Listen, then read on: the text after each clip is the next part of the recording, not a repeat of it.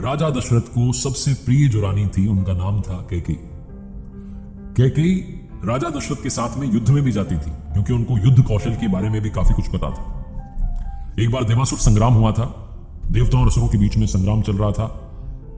तो देवराज इंद्र ने राजा दशरथ से कहा कि आप हमारी तरफ से आइए, सहायता कीजिए। राजा दशरथ वहां गए और एक तीर आकर के उनके सारथी को लग गया। तब उस रथ की सारथी बनी थी रानी कैकेयी। राजा दशरथ को एक दो तीर लग चुके थे, खून बह रहा था। तो राक्षसों को चीरते हुए, उनको मारते हुए रानी कैकेयी उन्हें उस युद्ध भूमि से बाहर निकाल लाई थी, उनके प्राण बचाए थे।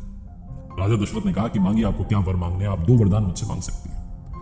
तो रानी कैकेयी ने कहा कि नहीं, आपके प्राण बचाना मेरा कर्तव्य है, आप मेरे पति हैं। तब भी राजा दशरथ ने कहा कि नहीं, आप 2 वर मांगिए।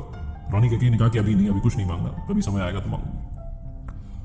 अब आते हैं उस समय पर जब महाराज दशरथ ये घोषणा कर चुके थे कि उनके सबसे बड़े राजकुमार राम का राज्याभिषेक होगा।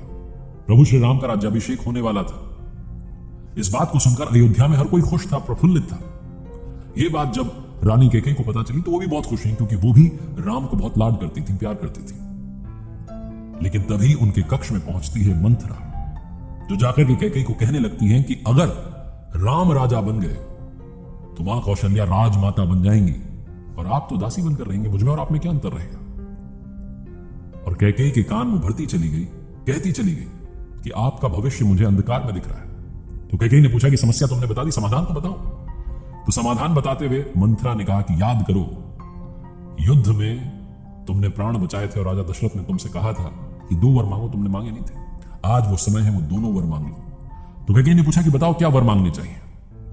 मंथरा ने कहा, पहला वर मांगो कि भरत का राज्याभिषेक हो, भरत अगले महाराज बने, और दूसरा मांगो कि राम को 14 साल का वनवास मिले।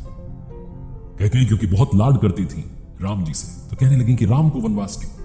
तो मंथरा ने कहा कि अरे अगर राम यहां रह गया तो प्रजा उसके साथ है, कहीं विद्रोह ना हो जाए, कहीं भरत को सिंहासन से ना हटा दे, इसलिए अच्छा है कि उसे दूर ही कर दो। ये दोनों वर कैकेयी ने मांगे।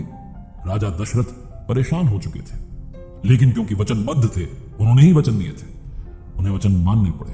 प्रभु श्री राम 14 साल के लिए वनवास में गए थे राजकुमार बनकर, जब लौटे तो प्रभु बनकर।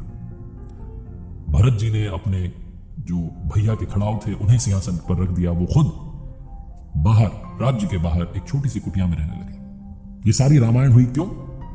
क्योंकि मन कैकेयी सा हो गया था और एक मंथरा आकर के कान भर के चली गई।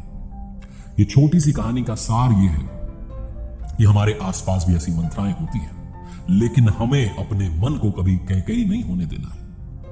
हमें अपने मन को कभी भी उनके बहकावे में नहीं आने देना है, तभी हम लाइफ में सक्सेस पाएंगे, वरना इतनी सारी परेशानियों से घिर जाएंगे कि समझ में नहीं आएगा क्या करें।